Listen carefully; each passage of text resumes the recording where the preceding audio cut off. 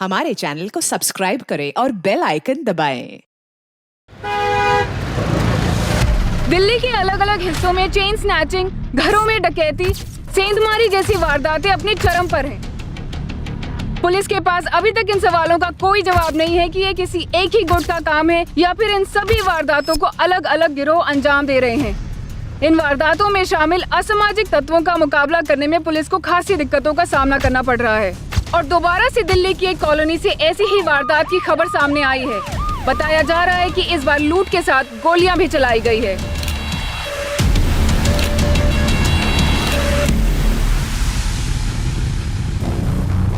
Sir, दरवाजे पर कहीं भी फोर्स एंट्री के निशान नहीं है। चोर इस ग्रिल को काटकर ही घर के अंदर घुसे होंगे।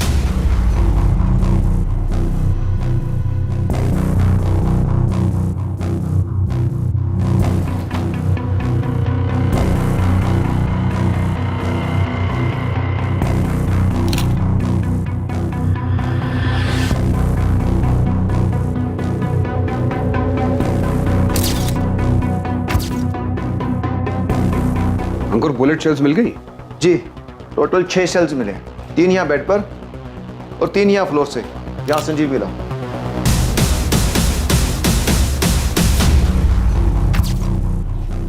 सर, दूसरे कमरे में सब कुछ सही सलामत है, किसी सामान को हाथ तक नहीं लगाया गया है। क्योंकि वहां जाने की जरूरत ही नहीं पड़ी होगी। अटैकर्स को पहले से इस बारे में पता था कि लॉकर इस कमरे में है। सर, पूनम को डॉक्टर ने डेड डिक्लेयर कर दिया। और उसका हस्बैंड संजीव चोपड़ा क्रिटिकल है sir. Sanjeev Chopra operation theatre में जिंदगी और मौत के बीच संघर्ष कर रहा था। पूनम चोपड़ा को हॉस्पिटल पहुंचते ही मृत घोषित कर दिया गया था। दिल्ली में इस डकैती और शूटआउट को एक रात पहले अंजाम दिया गया था।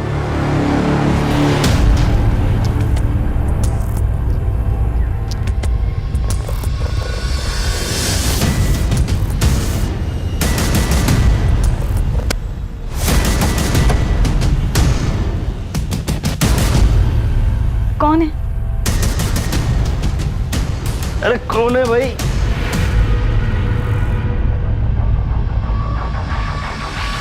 कॉलोनी में किसी ने एक भी गोली चलने की आवाज नहीं सुनी और ना ही किसी ने किसी के चीखने चिल्लाने की आवाज सुनी। चोपड़ा हाउस में इस अनहोनी घटना होने का अंदेशा सबसे पहले अखबार बांटने वाले जुनेद अंसारी को हुआ। उसी ने वहां पड़ोसियों को इस बारे में बताया। महिला का नाम पूनम चोपड़ा है, उसकी सांसें नहीं चल रही है, लेकिन उसका हस्बैंड संजीव चोपड़ा अभी जिंदा है। दोनों को हॉस्पिटल में शिफ्ट करवा रहे हैं। आप लोग पुलिस स्टेशन से संपर्क करिए। चोपड़ा हाउस में हुई डकैती और हत्या की वारदात कभी भी दोहरी हत्या का रूप ले सकती थी। पूनम चोपड़ा मर चुकी थी और उसका पति संजीव चोपड़ा जिंदगी और मौत के बीच झूल रहा था। इस केस में अपराधियों तक पहुंचना पुलिस के लिए बहुत ही मुश्किलों भरा साबित होने वाला था और जल्द ही पुलिस इस केस का दबाव महसूस करने वाली थी। क्या यह मामला पुलिस को उस गिरोह तक पहुंचाने में मदद करेगा जो पूरे शहर में हो रहे अपराधों को अंजाम दे रहे थे? संजीव चोपड़ा से तो बात करना इम्पॉसिबल है, कंडीशन क्रिटिकल है। सरवाइव कर पाएगा?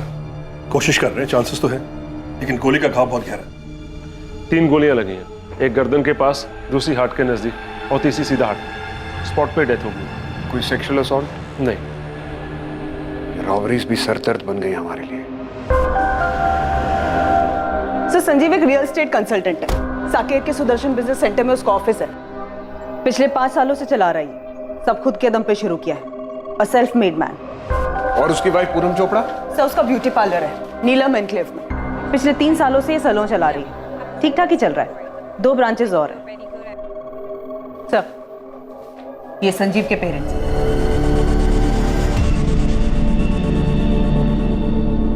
और सब पूनम के पेरेंट्स और उसका बड़ा भाई जायसवाल सर के साथ थाने में। वो दोनों भी काफी शौक थे। नहीं का क्या मतलब? ऐसे कैसे बन गई हमारी बेटी?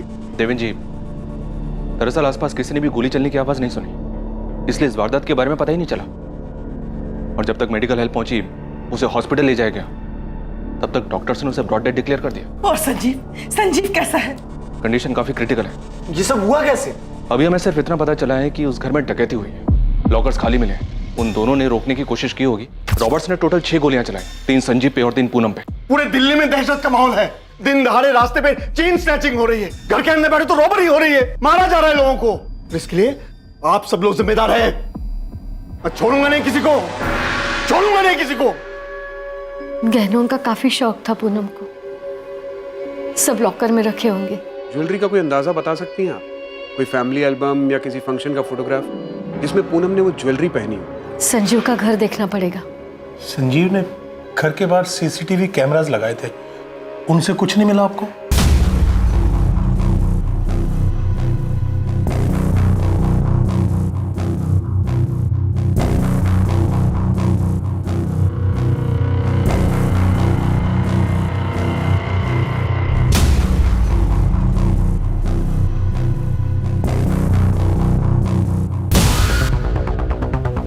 सर, रिकॉर्डर इसी जगह पर होगा सर। रॉबर्ट सीसीटीवी रिकॉर्डर भी साथ ले गए? देखा हमने, 3 सीसीटीवी कैमरास लगे हैं। रॉबर्ट्स किचन की ग्रिल तोड़कर घर में घुसे, वहां भी सीसीटीवी कैमरा था, लेकिन उसके वायर्स काट दिए गए।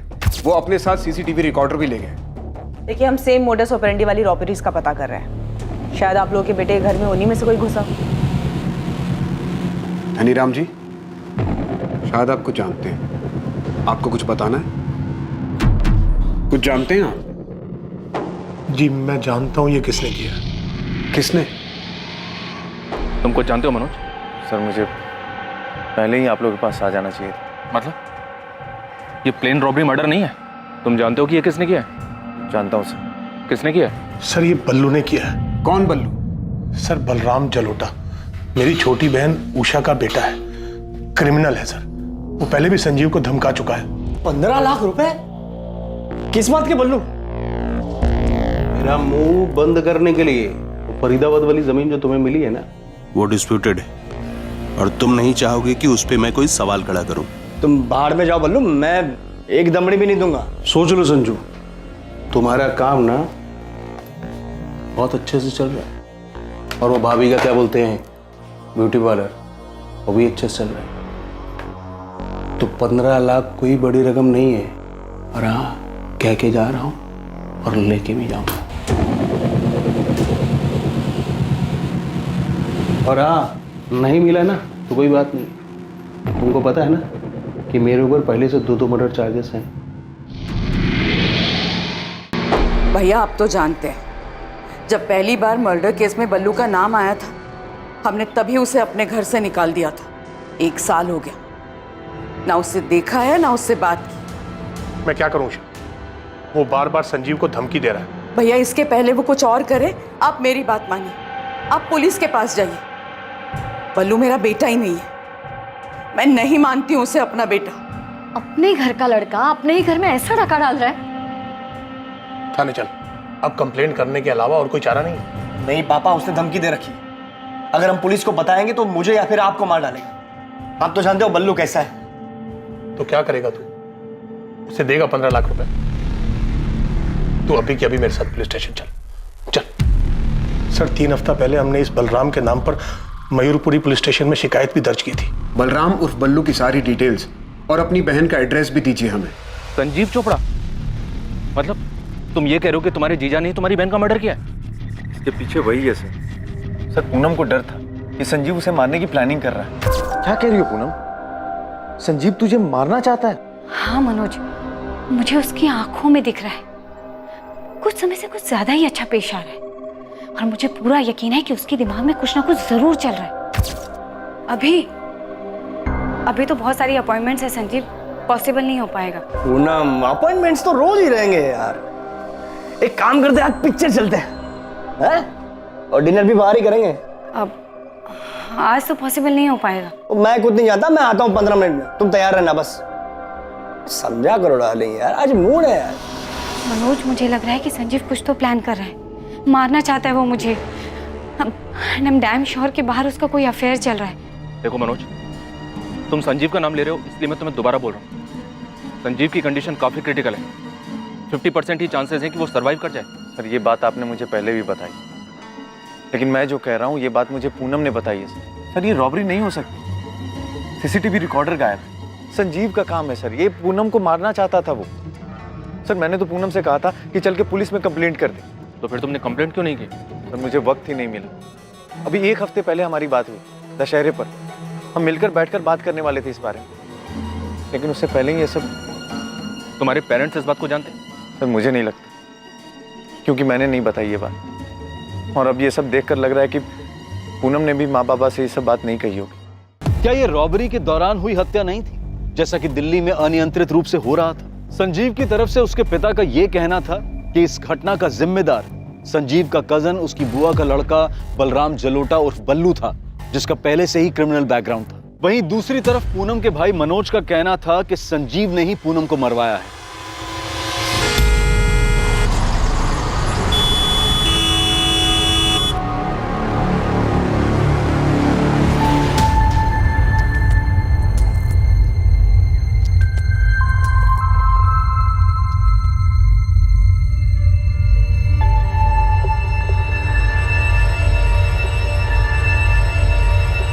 देखिए, आप लोग सिर्फ 5 मिनट के लिए मिल सकते हैं। डॉक्टर, मेरा बेटा अब सेफ तो है ना? संजीव के वाइटल पैरामीटर्स को हम लोग मॉनिटर कर रहे हैं। एक बार स्टेबलाइज हो जाएंगे तो हमें दोबारा ऑपरेशन करना पड़ेगा। अभी तो हम यही कह सकते हैं कि condition is still critical. Sanjeev के फोन रिकॉर्ड्स निकलवाओ। दोनों के मोबाइल तो घर पर ही मिले हैं ना? जी सर, मोबाइल चोरी नहीं हुआ है। दिल्ली के आज तक के हाउस ब्रेक्स में यही ट्रेंड देखा गया है। लेकिन एक बात अजीब है सर, ये पूनम का भाई मनोज संजीव चोपड़ा का नाम ले रहा है। बिना आग के धुआं नहीं उठता। पड़ोसियों से पता करते, सेल फोन और कॉल रिकॉर्ड्स काफी कुछ बताएंगे। यहां रॉबरी के एंगल के साथ बल्लू और मनोज का एलिगेशन, इन दोनों एंगल्स को भी देखना पड़ेगा। और यह भी हो सकता है कि किसी ने रॉबरी की आड़ में छिपकर यह काम किया हो। बल्लू, अब देखते ही गोली मार दीजिए बल्लू। मेरा बेटा नहीं है वो। और हम नहीं जानते कि वो कहाँ है, और ना ही हमें कोई फर्क पड़ता है। उसने अपने ही भाई को मौत के मुंह पर लाकर छोड़ दिया, उसकी बीबी को मार दिया। आप उसे मार दीजिए। उषा जी, धीरज जी, आप लोगों का गुस्सा और संजीव के परिवार की तरफ आप लोगों की भावना एक तरफ है, लेकिन हमें बल्लू को पकड़ना। और बल्लू, वो हमारा बेटा नहीं। जब वो पहली बार अरेस्ट हुआ था ना, हमने सारे रिश्ते तोड़ दिए थे उससे। बलराम जलोटा और बल्लू के नाम से कुछ 1 महीने पहले हमारे यहाँ कंप्लेन दर्ज हुई है। कंप्लेनेंट उसका कजन संजीव और उसके पिता धनीराम है। सर, संजीव और उसकी वाइफ पूनम के बारे में तो सुना ही होगा आपने। हाँ आरती, पता चला। पर बल्लू गाजियाबाद में एक मर्डर चार्जेज में अंडर ट्रायल था। इसी साल मार्च में उसकी बेल हुई थी। संजीव के कंप्लेन पर हमने इन्वेस्टिगेशन शुरू की। जिस नंबर से बल्लू से धमकियां देता था वो स्विच ऑफ आ रहा था और उसका एड्रेस भी फर्जी निकला। हम यहीं तक पता कर पाए, फिर भी बल्लू का लेखा जोखा ले देकर गाजियाबाद के सेंट्रल जेल तक ही गया, पर उसका कोई पता ठिकाना नहीं। इस तरह का कांड करके वो कहाँ भागा होगा, ये तो अब जाके पता लगाना पड़ेगा। सर, आपको जितनी डिटेल्स मिली है हमें भेज दीजिए प्लीज। श्योर। संजीव जी और पूनम के बीच अनबन, ये कैसा सवाल है? उनके घर में चोरी हुई है और इसका और उसका क्या दीदी जी, आप उनके पड़ोसी हैं, आप उन दोनों को अच्छे से जानती होंगी। उनकी शादी को 5 साल हो गए। मैं बस ऐसे ही पूछ रहा हूँ उनके बारे में, उनके आपसी रिश्ते के बारे में। क्या कोई अनबन थी दोनों के बीच? जहाँ तक मैं जानती हूँ, संजीव और पूनम एक दूसरे के साथ काफी खुश थे। यहाँ तक उनकी शादी को 5 साल हो गए थे, पर उनका कोई बच्चा नहीं था। तो एक बार मैंने खुद ही सामने से उनसे पूछ लिया। You know what, प्रीति, मैं और संजीव, हम दोनों ही बहुत एम्बिशियस हैं। मैं पूरे शहर में अपने ब्यूटी पार्लर की एक चेन शुरू करना चाहती हूँ, और मेरी इस एम्बिशन को पूरा करने के लिए संजीव हर वक्त मेरे साथ खड़ा है। पूनम, ऐसा तुम मानती हो, पर ज्यादा देर होगी ना तो।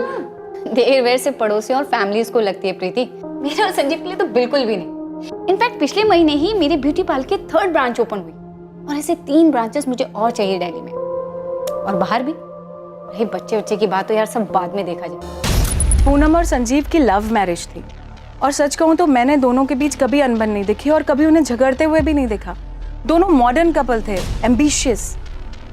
देख नदी, ये है बलराम जलोटा और बल्लू। आपने बताया था मैडम, इसने गाजियाबाद में 2 मर्डर किए थे। हाँ, केस अंडर ट्रायल है। ये बल्लू संजीव की बुआ का लड़का है। नदीम, तू काम पे लग जा, इस बल्लू को ढूंढ के निकाल। बुलेट एक ही टाइप की है, लेकिन दोनों अलग अलग गन से चली है। तुम बोल रहे हो कि 2 गन्स यूज हुई है, पर दोनों गन्स एक ही मेक की है। बिल्कुल सही राठौर, एक जैसी 2 गन। तो हम ये मान सकते हैं कि हमलावर 2 लोग रहे होंगे। होना चाहिए, लेकिन घर में कोई निशान नहीं मिला, कोई फिंगरप्रिंट्स भी नहीं और किसी भी तरह का कोई निशान नहीं।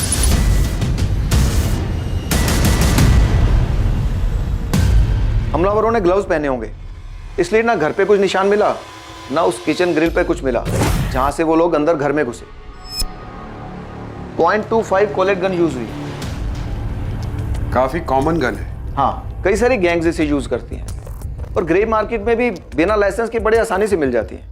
आपकी फाइंडिंग के हिसाब से न्यूज़पेपर डिलीवरी वाले ने सुबह ये डिस्कवर किया कि इस घर में ऐसा कुछ हुआ है, तो उस हिसाब से किसी पड़ोसी ने गोली चलने की आवाज़ नहीं सुनी, तो डेफिनेटली दोनों गन्स पर साइलेंसर लगे होंगे। फिलहाल हमारे सामने दो एंगल है। पहला एंगल संजीव का कजन बलराम जलोटा उर्फ बल्लू, जो ऑलरेडी क्रिमिनल है, और दूसरा एंगल संजीव खुद, जैसा कि पूनम का भाई मनोज बता रहा है। दोनों इंटरनल एंगल्स हैं, घर से जुड़े हुए। हम ये भी सोच रहे हैं कि इस सब से परे ये किसी गैंग का काम हो सकता है। क्राइम का मोटिव इंटरनल हो सकता है, लेकिन सीन ऑफ क्राइम से ऐसा लगता है जैसे किसी हिस्ट्री शीटर्स की इसमें इन्वॉल्वमेंट। किसी पुराने हिस्ट्री शीटर से बात करके देखो, वो इस क्राइम सीन को अच्छे से रीड कर सकता है। क्या कान भरे हैं तुम लोगों ने पुलिस के? उधर हॉस्पिटल में संजीव की माँ संजीव के लिए परेशान है, संजीव क्रिटिकल है, और तुम लोग कह रहे हो कि मेरा बेटा तुम्हारी बेटी को मारना चाहता था। अगर संजीव पूनम को मरवाना ही चाहता था तो वो अपने ऊपर गोलियां क्यों चलवाता? और ये मनोज, दिमाग खराब हो गया इसका, कुछ भी बके जा रहा है। पूनम ने मुझे ये बात खुद बताई थी कि डर है उसे कि संजीव उसे मारना चाहता था। काय का डर? क्यों डर रही थी पूनम? क्योंकि संजीव का अफेयर चल रहा था। मनोज, मुझे लग रहा है कि संजीव कुछ तो प्लान कर रहा है, मारना चाहता है वो मुझे। I'm damn sure कि बाहर उसका कोई अफेयर चल रहा है। अफेयर चल रहा है? किसके साथ? अभी तो नहीं जानती, पर बहुत जल्दी जान जाऊंगी। कैसे? पता करवा रही हूँ मैं, पर इतना तो यकीन है कि संजीव अंदर ही अंदर कुछ तो प्लान कर रहा है। क्या पता कर रही थी पूनम? उसे क्या मिला? उसने सबको बताया क्यों नहीं? बोलो। अरे मिलता कैसे? ये सब तो उस बल्लू का क्या धरा था? वो मेरे बेटे को धमका रहा था और इस बात को पूनम अच्छी तरह से जानती थी। अगर पूनम को किसी बात से डर लग रहा था तो वो सिर्फ तुझे कहकर ही चुप क्यों हो गई, और किसी से क्यों नहीं कहा? यही बात तो मैं पूछ रहा हूं उससे। मुझे नहीं पता कि उसने किसी और से ये बात क्यों नहीं कही। अभी 1 हफ्ते पहले दशहरे के दिन मेरी उससे बात हुई थी। अब मैं इतनी बड़ी बात खुद से झूठ तो नहीं कहूंगा ना पापा। तो क्या हम बल्लू की बात निकालकर झूठ बोल रहे हैं? पूनम भी अच्छी तरह से जानती थी कि बल्लू संजीव को धमका रहा है। हमने उसकी पुलिस कंप्लेंट भी की थी।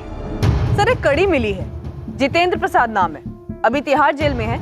ऐसे ही सिमिलर केस में कन्विक्ट हुआ है, रॉबरी कम मर्डर। जेल एसपी को इन्फॉर्म करो, मुझे अभी जितेंद्र प्रसाद से बात करनी है। आधे घंटे में पहुंच रहा हूँ। ओके सर, मैं मैसेज भिजवाती हूँ।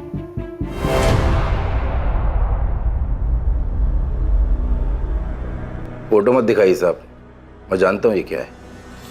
तो फिर बता जीतू, तेरा गैंग भी 6 महीने पहले तक यही करता था। मैं अभी का बता सकता हूँ साहब, ये जो इतनी सारी चोरियां हो रही हैं ना, इन सब के पीछे 2 कौड़ी के गैंग हैं। चाकू और कट्टे से ज्यादा औकात नहीं है इनकी, और आप कह रहे हैं कि यहाँ 0.25 कॉलेट का इस्तेमाल हुआ है। बड़ा शातिर है तू। आगे बता, कौन सा गैंग होगा? ये पूरा क्राइम सीन मुझे नहीं लगता ये किसी गैंग का काम है। और जैसा आप बता रहे हैं, आसपास में किसी ने चीखने की आवाज नहीं सुनी, और हद तो तब हो गई जब किसी ने गन शॉट की आवाज नहीं सुनी। हाँ, नहीं सुनी। गन पर साइलेंसर होगा। आप ही सोचिए साहब, ऐसा कौन सा रॉबरी करने वाला गैंग है जो गन में साइलेंसर लगाकर ढाका डालने जाता है और अंदर घुसते ही सीधा गोलियां चलाना शुरू कर देता है। ये किसी चोरी चकारी करने वाले गैंग का काम है ही नहीं। ये जो भी है पक्का जान से मारने आया था। और जैसा आप बता रहे हैं ना, वो एक बंदा बच गया, वो गलती से बच गया होगा या वो चेक करने में उनसे गलती हुई होगी। सही मायने में तो ये रॉबरी एक बहाना है। वो लोग इन दोनों को जान से मारने आए थे। बल्लू नाम सुना है? बलराम जलोटा? हाँ, कहाँ मिलेगा? पिछले 6 महीने से अंदर हूँ साहब। ताज़ा अपडेट तो पता नहीं है, लेकिन हाँ शायद गाजियाबाद जेल में बंद है वो। वहाँ से तो बेल पे निकला था। फिर तो आप ही जानो साहब। वैसे ये कांड बल्लू ने किया? हाँ, ऐसी इन्फॉर्मेशन है हमारे पास, क्योंकि इस कांड में जो बंदा बुरी तरह से इंजर्ड हुआ है वो बल्लू का कजन है। मैंने पहले ही बोला था, ये आपसी रंजिश का मामला है, किसी गैंग का इसमें कोई हाथ है ही नहीं। धीरे धीरे अब ये साफ हो रहा था कि ये रॉबरी, ये शूट आउट, पूनम चोपड़ा की हत्या और संजीव चोपड़ा को जख्मी हालत में मरा हुआ समझकर छोड़ना कोई नॉर्मल रॉबरी या शूट आउट नहीं हो सकता था। क्या पूनम का डर कि संजीव उसे मारना चाहता था वाकई में सच था, या फिर ये शूट आउट बल्लू की धमकी का नतीजा था? इस केस में अब कुछ चौंकाने वाले खुलासे होने वाले थे। सर, मैं पूनम का पार्लर मैनेज करती हूँ। वो मुझसे कभी भी अपनी पर्सनल लाइफ डिस्कस नहीं करती थी। कुछ तो सुना होगा तुमने। अच्छा, कभी कुछ सेंस किया तुमने कि वो अपने पति से किसी बात को लेकर डर रही है? मैं कैसे सेंस करती? मुझे फ़ोन पर पूनम की बातें सुनने का कोई शौक नहीं था। हाँ, इतना समझती हूँ कि पूनम ने पार्लर में काफ़ी पैसा इन्वेस्ट किया था और वो नई ब्रांचेस भी खोल रही थी। मैं आपको इतना बता सकती हूँ कि वो अपना पार्लर बिजनेस में फ्यूचर पता करने के लिए कुछ लोगों से मिल रही थी, उनसे बातें कर रही थी। किससे बात करती थी वो? एक टैरो कार्ड रीडर है, पूनम हमेशा उसके पास जाती थी। Tarot card reader? हाँ, वो कार्ड देखकर किस्मत के बारे में बताते हैं ना, ऐसा ही कुछ।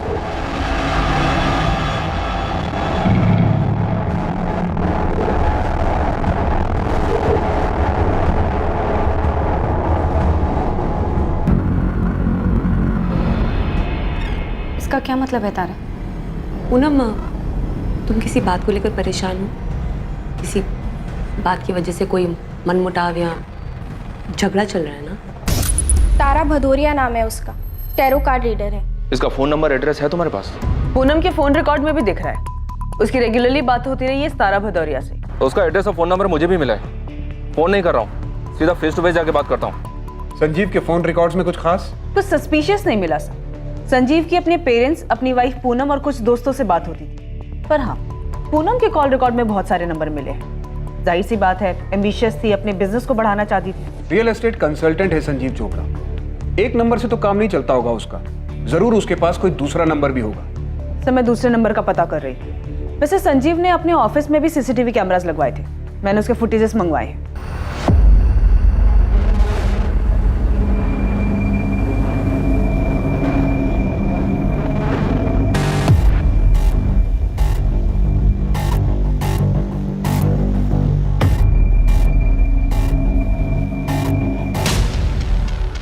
बेल से बाहर आने के बाद ये बल्लू संजीव के ऑफिस में कई बार गया है। ये बल्लू का नंबर जो फिलहाल स्विच ऑफ आ रहा है, वो फर्जी नाम और फर्जी एड्रेस पे लिया गया है। यहाँ मुझे बल्लू वाला एंगल काफी स्ट्रांग लग रहा है। 2 मर्डर केस की हिस्ट्री है, रंगदारी मांग रहा था, धमकी दी थी। तो मैं मनोज को क्या सूझी संजीव का नाम लेने की? कहीं वो खुद का पर्सनल एंगल लगाकर कोई कहानी तो नहीं सुना रहा है? क्या पूनम ने सच में मनोज से संजीव के अफेयर के बारे में कुछ कहा होगा? बेटा, पूनम ने क्या सच में तुझसे कहा था कि संजीव उसे मारना चाहता है? नहीं माँ, मैंने जानबूझकर बोली ये बात, क्योंकि मुझे अच्छा नहीं लग रहा कि घर में चोरी हुई, मेरी बहन मर गई और वो संजीव बच गया। जब पूनम ने मुझे ये बात बताई थी तो मुझे अजीब लगा था, और अब और अजीब लग रहा है जब मेरे माँ बाप मुझ पे ही शक कर रहे हैं। अरे आप लोग ही बताइए, मैं झूठ क्यों बोलूंगा? और मैं जानबूझकर इन्वेस्टिगेशन को गलत दिशा क्यों दूंगा? लेकिन बेटा, पूनम ने ना मुझसे कुछ कहा ना तेरे पापा से। अब उसने कुछ नहीं बताया तो मैं क्या करूंगा? और कसम से माँ, मुझे भी कुछ दिन पहले ही बताया उसने, और हो सकता है कि वो तुम्हें बताने वाली हो, लेकिन उससे पहले ये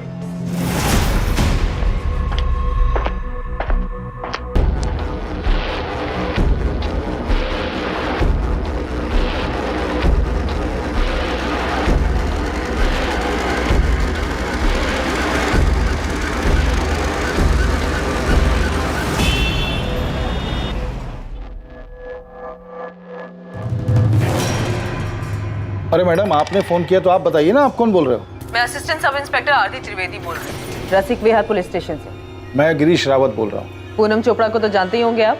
हाँ जी, बिल्कुल जानता हूँ। उनका मर्डर हुआ है, उनके हस्बैंड की कंडीशन क्रिटिकल है, वेरी सैड। अभी 3 दिन पहले पढ़ा अखबार में मैंने। 3 दिन पहले से भी जानते होंगे। 14 अक्टूबर को पूनम चोपड़ा के घर में अटैक हुआ था। उसके पहले से ही पूनम चोपड़ा के फोन रिकॉर्ड में आपसे बातचीत होती दिख रही है। हाँ जी, मैंने कब मना किया? बातचीत हुई थी, मेरी होती रहती थी।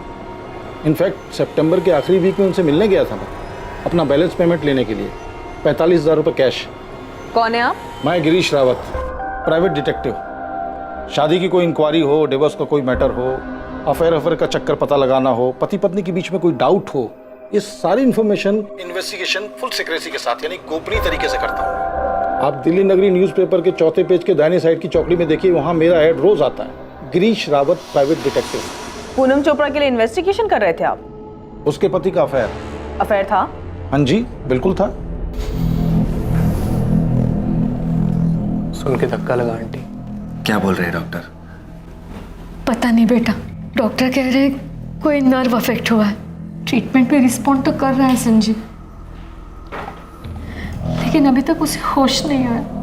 बोल रहे हैं कि ब्रेन में कहीं कुछ गड़बड़ हुई है। यहाँ संजीव आंख नहीं खोल रहा है, और वहाँ पूनम का भाई मनोज कह रहा है संजीव पूनम को मारना चाहता था। बकवास कर रहे हो आंटी, इन सब के पीछे बल्लू का हाथ हो सकता है। हमने भी पुलिस को यही कहा कि बल्लू ने धमकी दी थी संजीव को मारने की, और उसने ऐसा किया भी, लेकिन पुलिस को बल्लू मिल ही नहीं रहा है।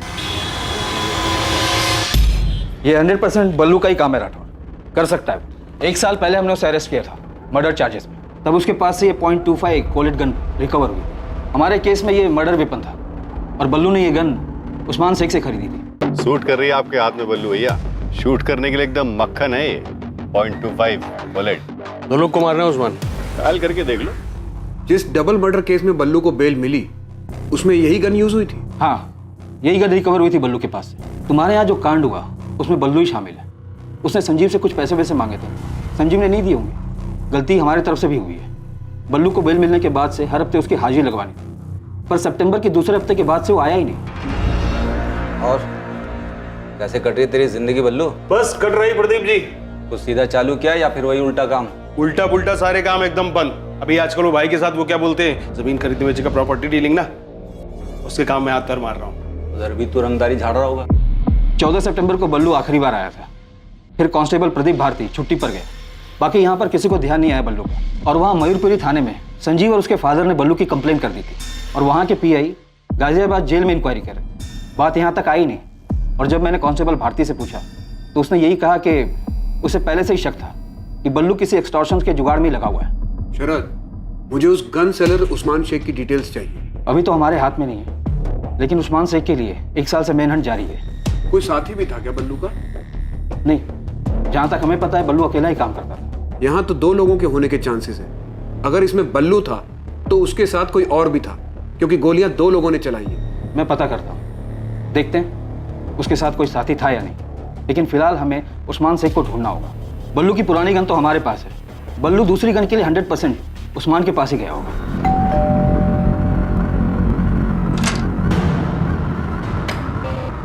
तारा बतौरी। यस। पूनम चोपड़ा के बारे में बात करनी मुझे आपसे। दुख हुआ पूनम के बारे में सुनकर, काफी परेशान थी। किस बात से? अपने हस्बैंड संजीव चोपड़ा की वजह से?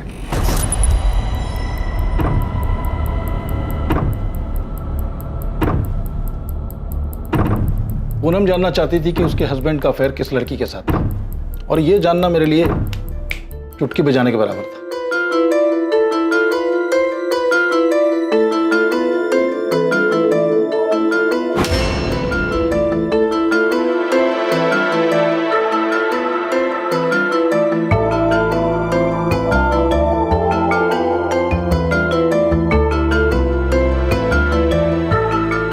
संजीव चोपड़ा और माहिरा तलवार अक्सर किस जगह मिलते थे, ये मैंने कुछ ही हफ्तों में पता लगा लिया।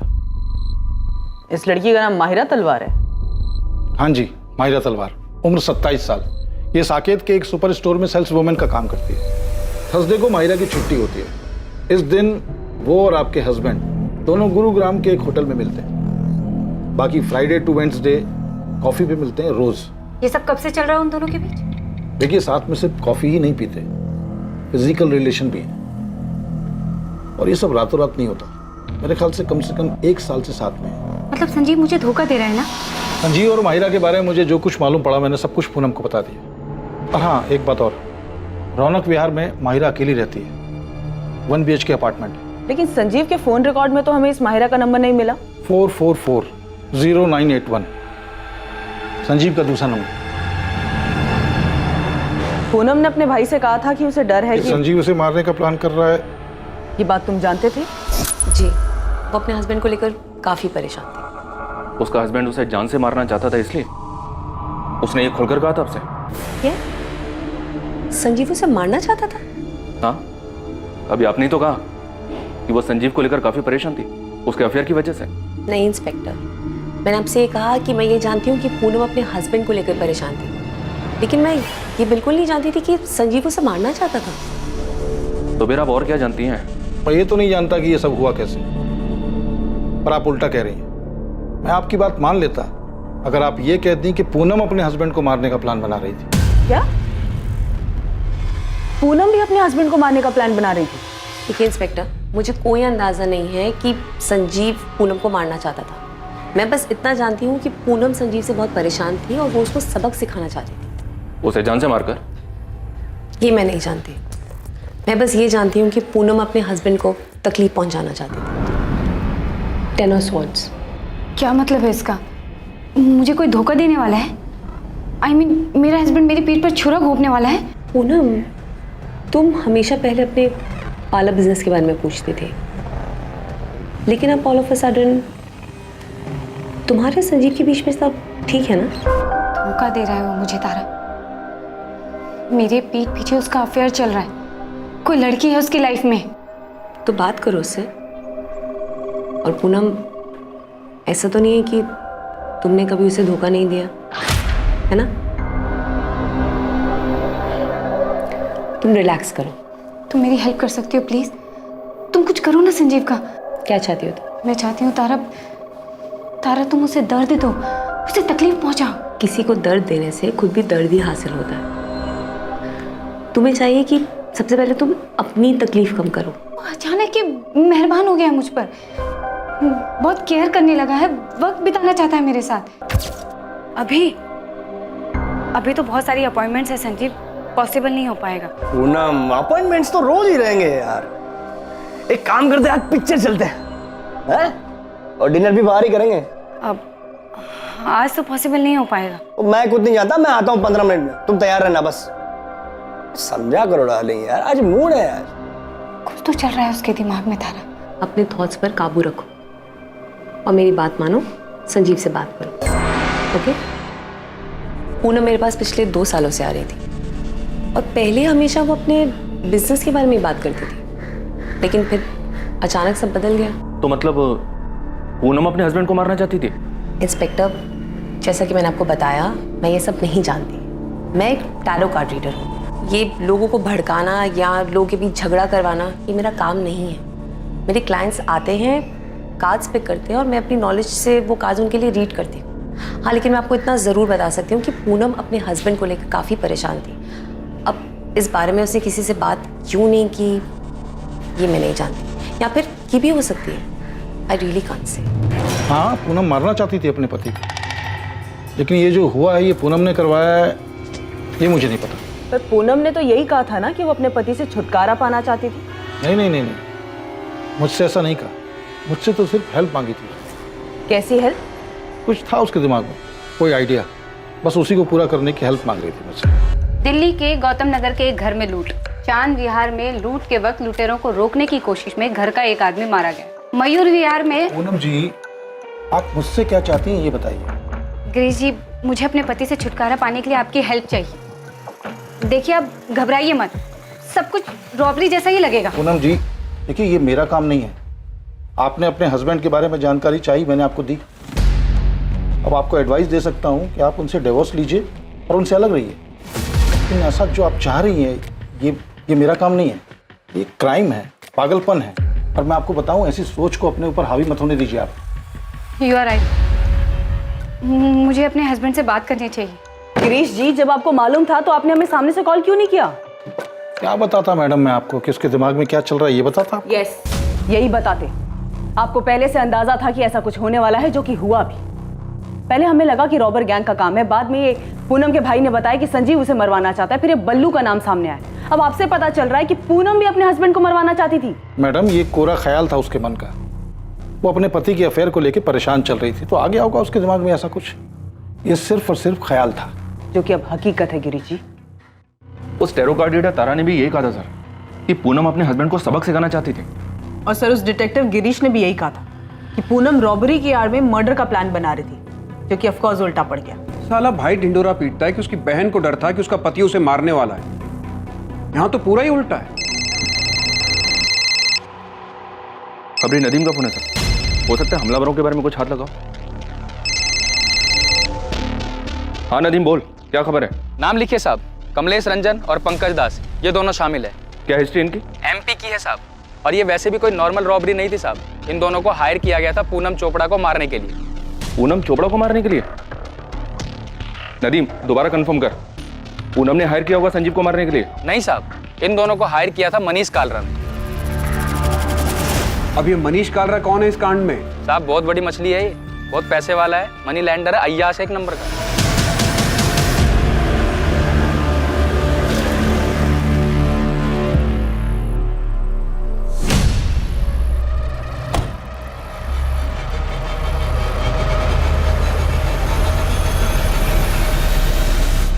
प्लान रेडी समझिए मनीष सेठ, बस आप फाइनल कीजिए कि कब, कैसे और कहाँ मारना है आपकी इस पूनम चोपड़ा को।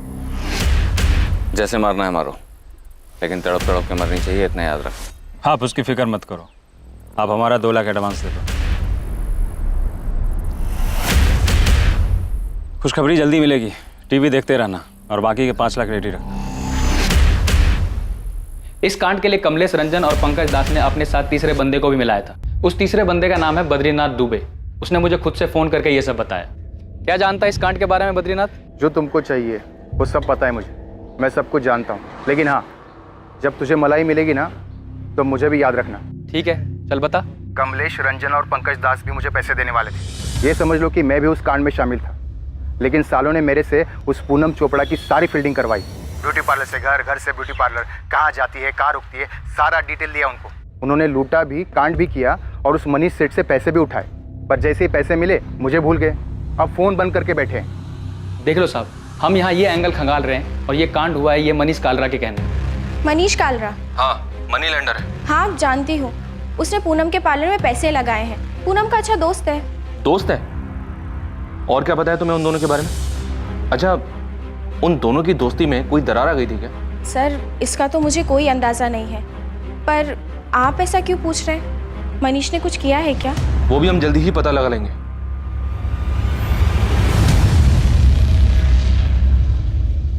सबसे पहले इस क्राइम का शहर में हो रही बाकी लूट और रॉबरी जैसा ही लगना, उसके बाद संजीव चोपड़ा पर शक, फिर पूनम के खुद मास्टरमाइंड होने की संभावना का सामने आना, जहां उसके ही इशारों पर कराए गए अपराध में वो खुद ही निशाना बन गई। और अब सामने आया मनीष कालरा का नाम, पूनम का दोस्त जो हमेशा के लिए उसे रास्ते से हटाना चाहता था। क्या इन दोनों एंगल्स में कोई सच्चाई थी?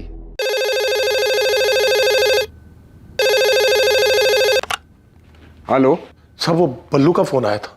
कब किया था? कहां से किया था ये तो नहीं बताया, लेकिन वो सब कुछ जानता है, सब कुछ। ये भी कि संजीव आईसीयू में है और उसने फिर से धमकी दी है अधूरा काम पूरा करने की। हेलो, कहा मामा? संजीव के पास नहीं हो क्या? बल्लू? चलो अच्छा है, आवाज से पहचान लिया मामा ने। मेरे भाई के घर से मुझे बस 2 लाख कैश और चुटुर पुटुर में 1.5 लाख की ज्वेलरी मिली है, पर जान बचाने के लिए उसे तो 15 लाख देने थे। सुना है अभी भी सांसें चल रही हैं उसकी। बल्लू, कहाँ है तू? आपके पीछे ही खड़ा हूँ मामा। बस इतना समझ लो कि बहुत सांसें खींच ली हैं संजीव ने। अब और जीना है उसको तो मुझे पैसे दे दो, देर नहीं हुई अभी, वरना कब कितना खून पानी ऊपर नीचे होता है उसका हर खबर मिलती है मुझे। 1-2 पाइप निकाल दूंगा, पूरा ऊपर पहुंच जाएगा। बल्लू, बल्लू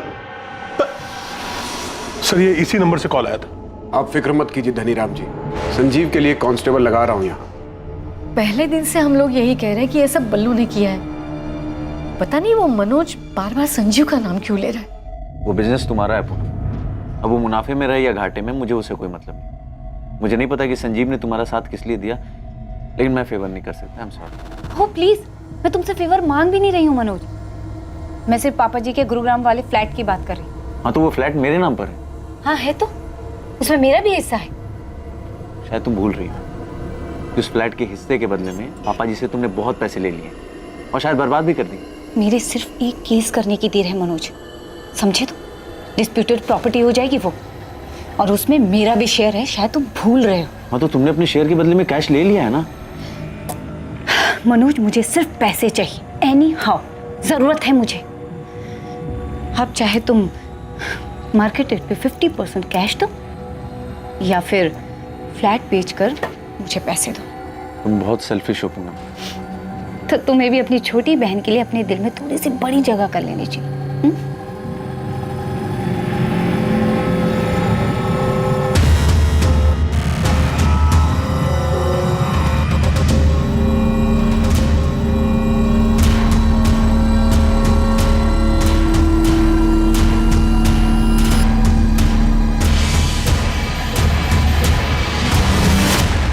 मनीष घर पर नहीं है। तो फिर कहाँ गया अवंतिका?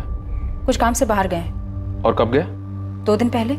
आपका पति 2 दिन से घर नहीं लौटा, पता नहीं कहाँ गया है, और आप ऐसे ही आराम से घर में बैठी हैं। क्योंकि वो कह कर गए हैं कि उन्हें आने में टाइम लगेगा। वो जहाँ कहीं में छुपा हुआ है ना, उसको बता देना। जल्दी नहीं लौटा तो पूरे परिवार के लिए मुश्किल खड़ी हो जाएगी। मेरे पति किसी को नहीं मरवा सकते, आप उन पर गलत इल्जाम लगा रहे हैं। तो बता देना उसको, यही बात थाने आकर बता दे हमें। समझ में आया?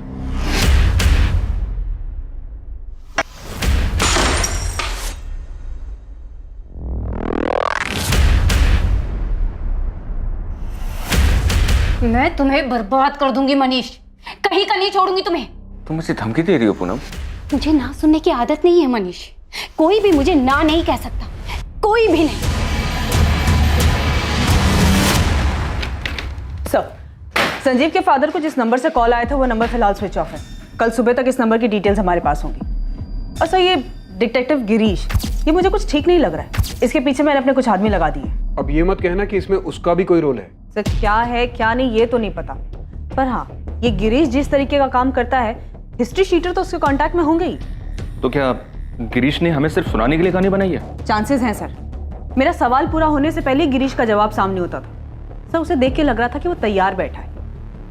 सर, मुझे लगता है पूनम के लिए गिरीश ने किलर्स अरेंज किए होंगे, पर दाव उल्टा पड़ गया, पूनम मारी गई और किस्मत से संजीव बच गया। पूनम का भाई मनोज खोसला, क्या मिला उसके बारे में? इंटरेस्टिंग, ठीक है, काम आएगा अपने। तो बहुत दिमाग लगा के इस गिरीश ने कहानी बनाई कि पूनम उसके पास रॉबरी और मर्डर का प्लान लेकर आई थी। तो जो कहानी हमें गिरीश ने सुनाई उसमें सारे एंगल्स हैं। तो मुझे ऐसा लगता है कि गिरीश जैसे शातिर आदमी ने ये सारा प्लान रचाया है। सबके सब बहुत शातिर लोग हैं सर। किसी की क्रिमिनल हिस्ट्री, किसी की आपसी रंजिश। एक ये बल्लू है जो संजीव से पैसे मांग रहा था, और दूसरा ये मनीष कलरा। कहने को तो पूनम का इन्वेस्टर दोस्त है, पर इन दोनों के बीच चल क्या रहा था कुछ पता नहीं। और अब तुम्हें इस डिटेक्टिव गिरीश रावत के ऊपर डाउट है कि इसने पूनम की हेल्प की होगी इस कांड को करवाने में। और इस सबसे अलग, पूनम का भाई मनोज वो संजीव के नाम का ढोल पीट रहा है सर। तो संजीव और मनोज के बीच में क्या चल रहा था अब तो उसके होश में आने के बाद ही पता चलेगा। पर अभी तो हमें मनीष का पता लगाना होगा, और साथ ही गिरीश रावत पर भी नजर रखनी होगी, और इनके साथ बल्लू, कमलेश रंजन और पंकज दास को ढूंढना होगा। अगर ये दोनों मिल गए तो समझो आगे की कहानी भी मिल गई। केस में मनीष कालरा मुख्य संदिग्ध था, लेकिन संदेह के घेरे में डिटेक्टिव गिरीश रावत भी था, जिसने शायद ऐसे भयानक षड्यंत्र को अंजाम देने में पूनम की मदद की थी। वो षड्यंत्र जो प्लान के मुताबिक अपने अंजाम तक नहीं पहुंचा। बलराम जलोटा और बल्लू और हमला करने वाले कमलेश रंजन और पंकज दास की तलाश शुरू हुई, पर क्या इस जुर्म की सच्चाई इन्हीं में से किसी के पास थी?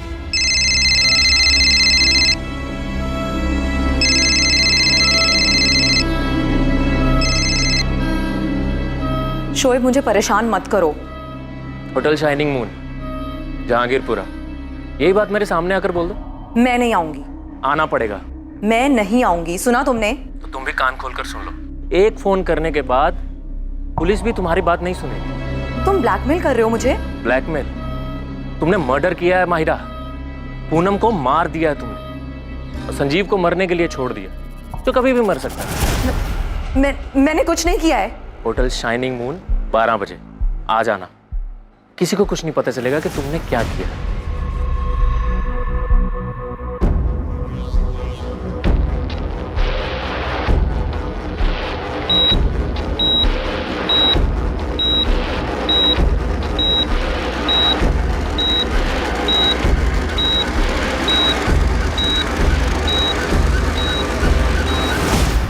क्या किस्मत ने संजीव चोपड़ा को इसलिए बचा लिया था ताकि वो उस भयानक रात का सच बता सके?